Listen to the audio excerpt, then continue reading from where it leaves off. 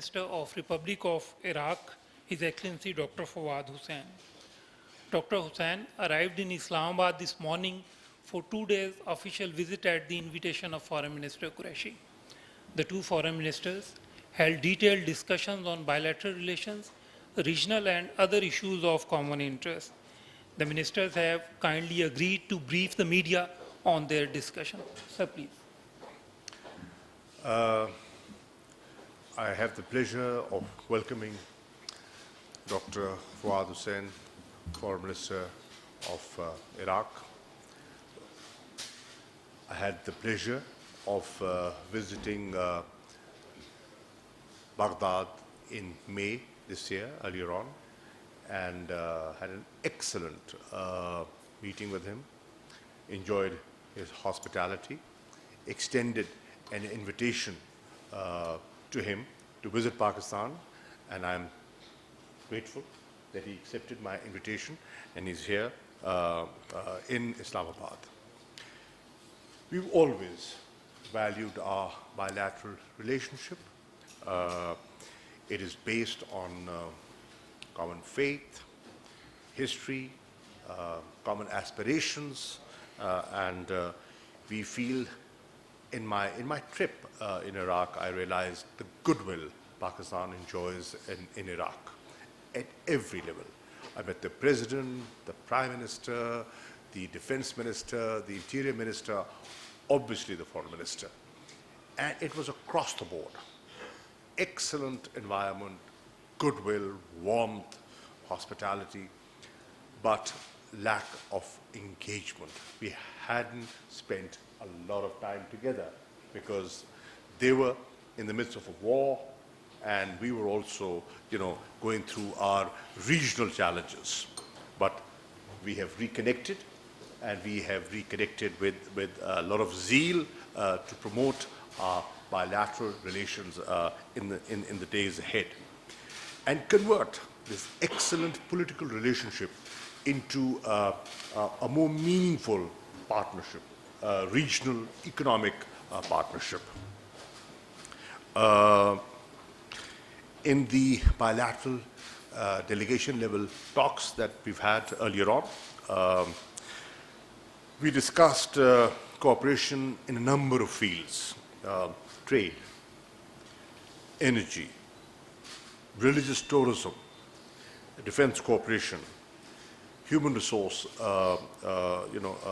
and employment. And we also discussed some consular matters. We both have agreed to convene an early meeting of the 9th session of the Joint Ministerial Commission. We feel the last one met many years ago, and this is a good forum to ensure a follow-up of such useful meetings.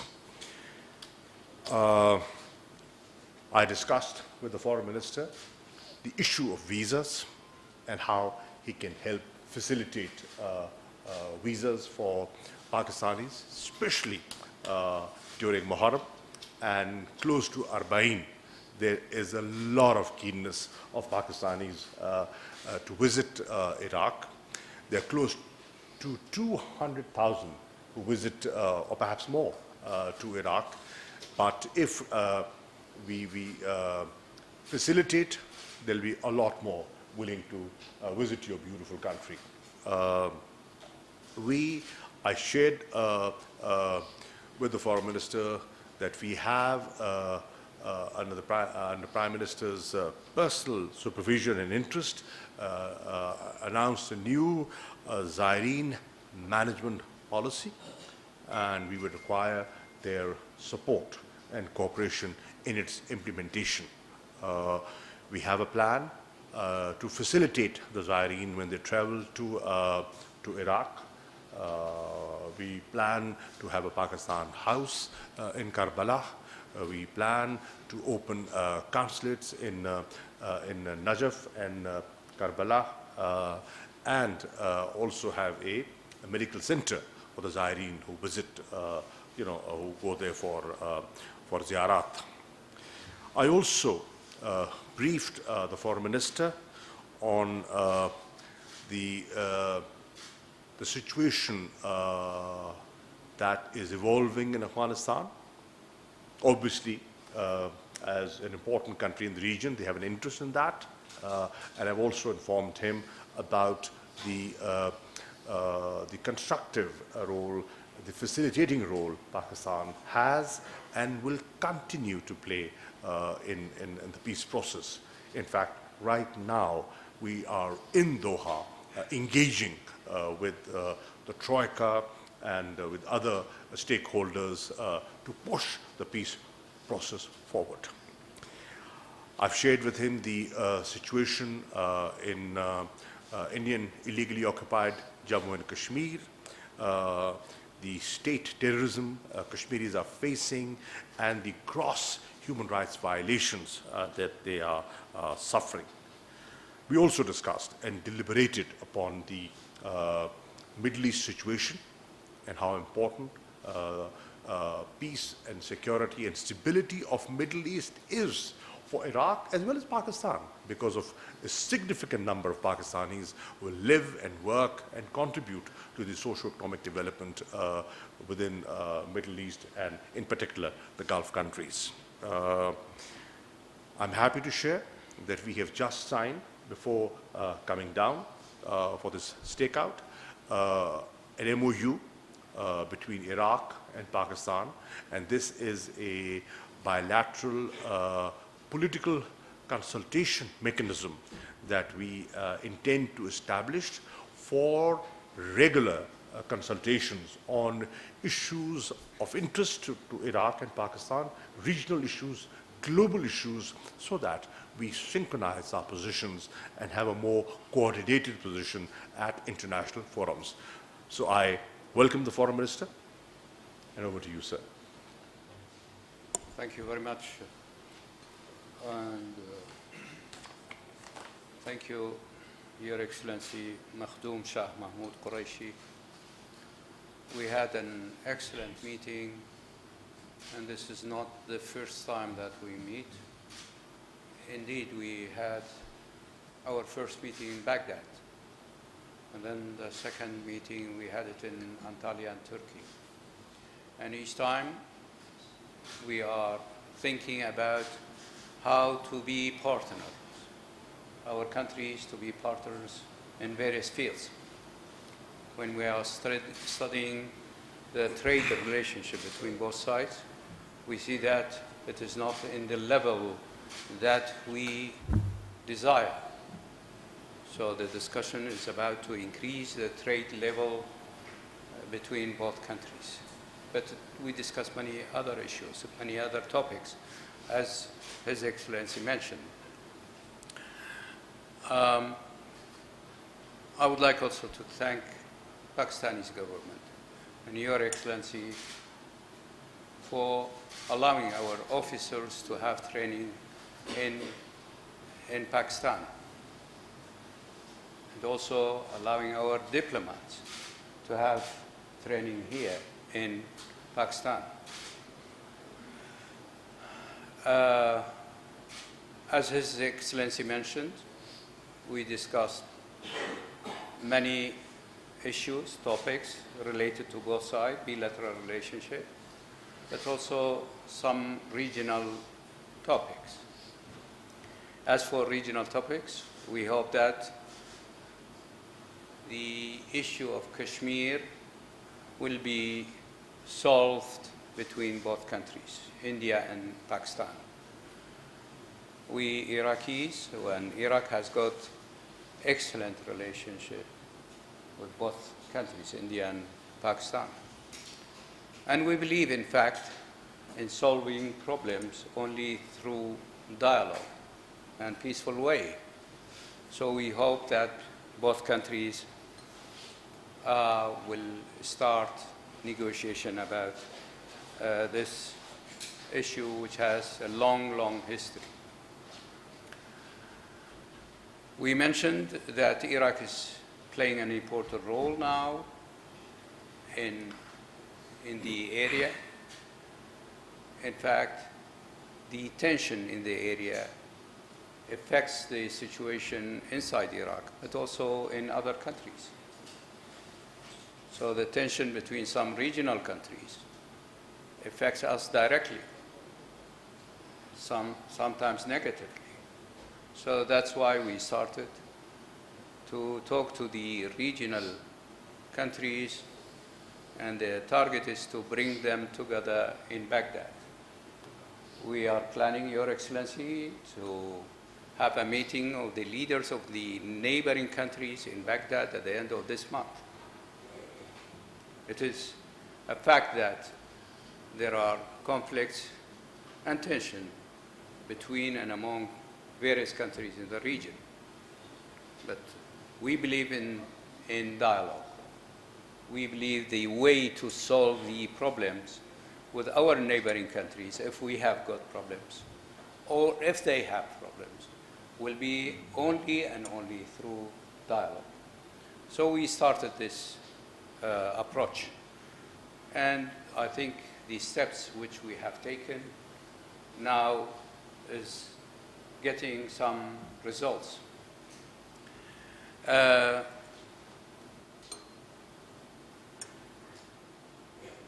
Our Prime Minister has been invited to Pakistan, and His Excellency accepted the invitation, and we are planning together so that we can prepare the ground for his visit. Once again, I am honored to be here. This is my first visit and first time to be in Pakistan. And thank you very much, Your Excellency, for your hospitality. And I am looking forward to have various meetings with the leaders of this country the coming days. Thank you very much. Thank you, Excellency. And we can now take few questions. My request would be if you could kindly introduce yourself, your news outlet, and also indicate who your question is addressed to. Ji, Amjad.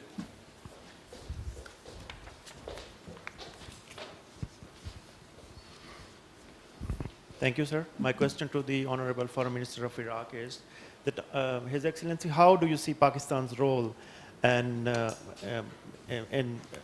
bringing stability and peace in Afghanistan and to the current situation? Thank you. Indeed, the situation in Afghanistan was one of the subjects which we discussed.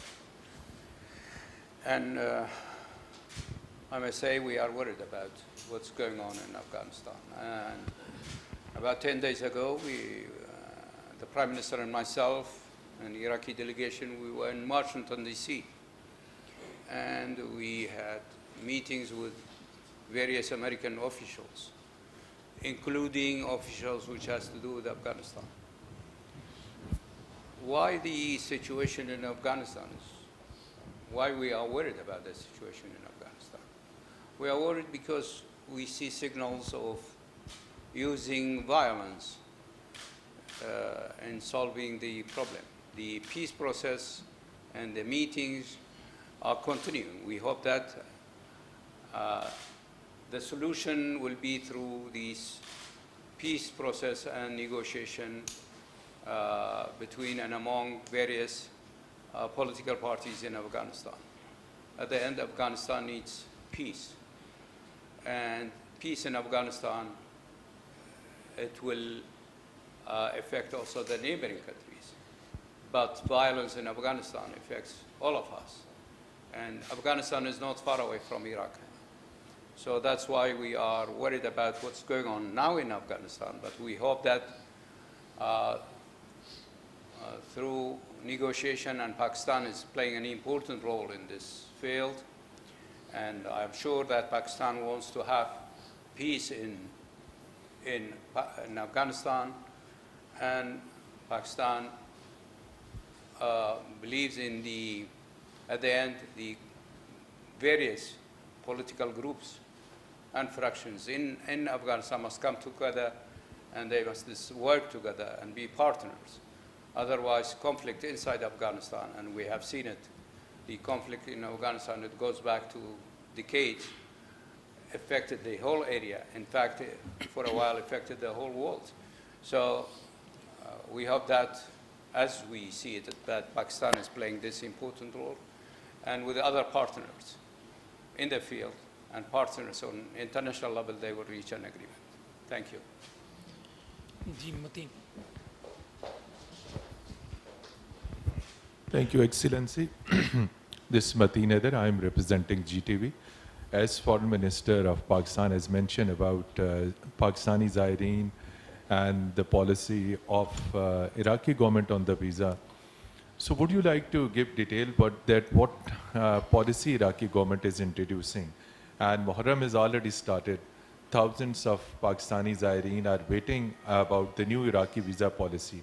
Would you like to explain that what Iraqi visa policy for Muharram and for Arbaeen, as our foreign minister has mentioned, and when it is going to open the visas for Pakistani Zaireen? And question to our foreign minister, despite Pakistan's best efforts for peace and reconciliation in Afghanistan, unfortunately we are witnessing, watching, listening an anti-Pakistan narrative.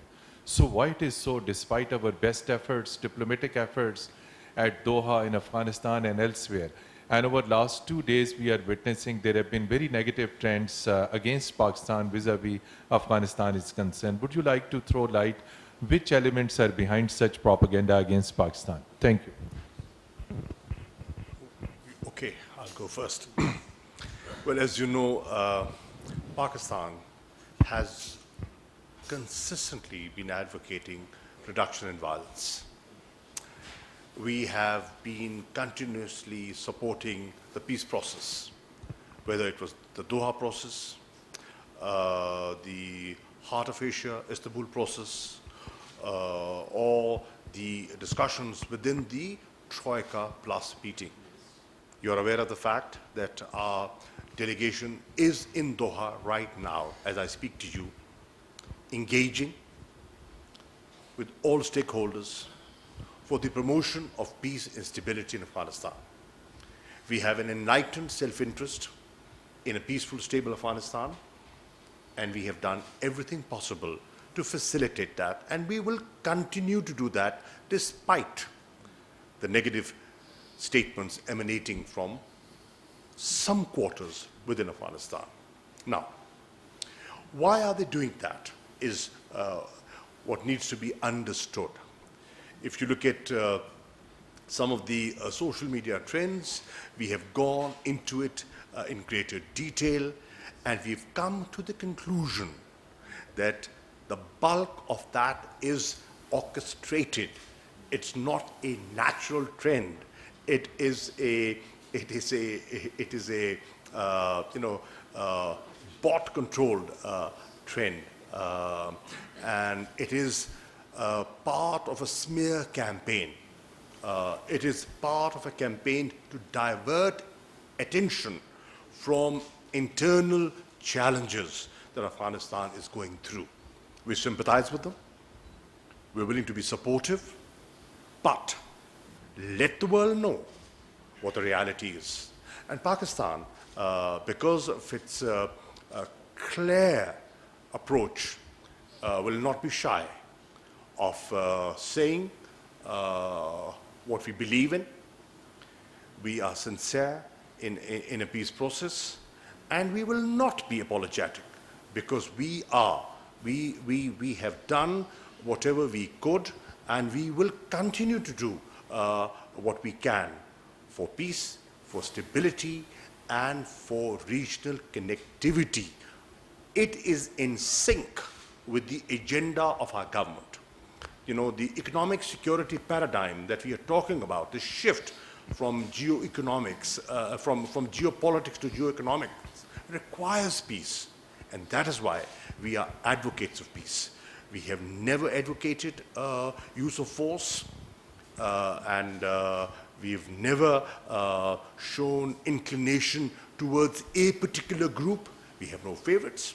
But ultimately, the Afghans, they have to sit and they have to work out, what kind of a future they want for themselves and for their country. Pakistan will only facilitate. Excellency. As for the Zaireen, the visitors from Pakistan, um, because of the situation in Iraq, for a while there wasn't flights between Pakistani cities and Iraqi cities. But now I have understood that there are flights between Pakistani cities and Baghdad and Najaf. So that has been solved. The second issue has to do with the visa. Visa has been released, but to make it easier for the visitors, for Zaireen,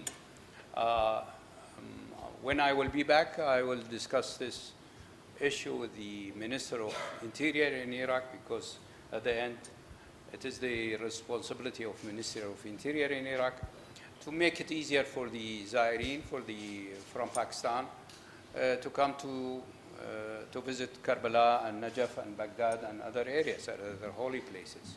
And we are going to work on that. We are going to solve that problem. And Zaireens from Pakistan, they are welcome in Iraq.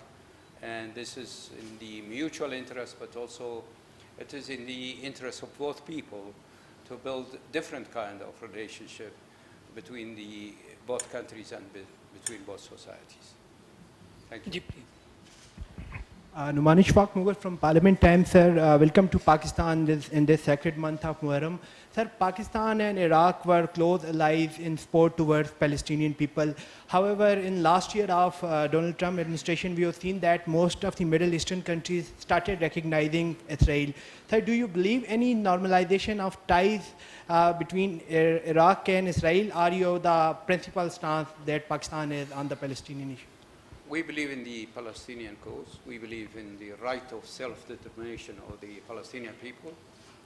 And at the same time, when we are talking about right of self-determination of the Palestinian people, the choice of this right, the exercising of the right of self-determination, is in the hands of the Palestinian leadership. The Palestinian leadership will decide about their future, and we are supporting any issue, any target that the Palestinian people and the Palestinian leadership will choose, because we believe in their right of self-determination. Zargunj. Thank you, sir. This is Zargun Shah from Geo Television. My question to the foreign minister from Iraq is whether do you really see an end to the crisis in Yemen, and whether Pakistan and Iraq are ready to play their role in the reconstruction and rehabilitation process there? Thank you. This question is for both foreign ministers. Thank you. I didn't get part of your question, to be honest. Did you see what? The Yemen crisis.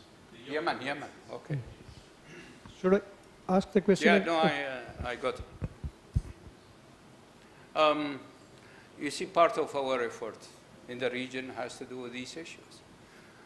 The Syrian situation, the Yemeni, the situation in Lebanon, even in Iraq. Most of the crisis is interlinked regionally. So one of the reasons why we are moving around and going around to all these capitals, and one of the reasons why we are trying to bring our neighbors together in Baghdad has to do with these issues. Of course, I do recognize that there are problems inside these societies, and there are conflicts, political conflicts inside these societies. But there is also a fact that these conflicts has got regional dimensions. So to deal with the regional dimension, it will make it easier to deal with the issue inside the country. And Yemen is one of these issues. It is a fact that the conflict in Yemen is not only Yemeni conflict, it is a regional conflict. That's valid for Syrian conflict. That's valid for Lebanese conflict. So that's why, at the end, if you want to seek solutions, then you must deal with it also on regional level. We hope that through the approach which we have chosen, and that the Saudis and the Iranians, they are discussing matters related to both sides in Baghdad. We hope that at the end also they can help to find solution for Yemeni issues. वज़ीर ख़ारजा शाह महमूद कुरैशी और Iraq के वज़ीर ख़ारजा फवाद हुसैन की मुश्तरका press conference आप मुलाहिज़ा कर रहे थे।